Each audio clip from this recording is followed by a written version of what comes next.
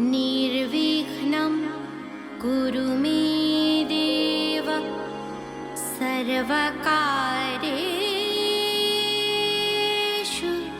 सर्वदा।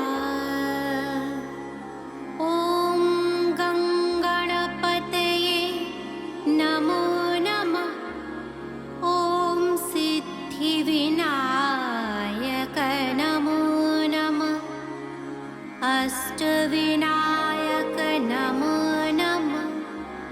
गणपति बप्पा मोरया। गणपति बप्पा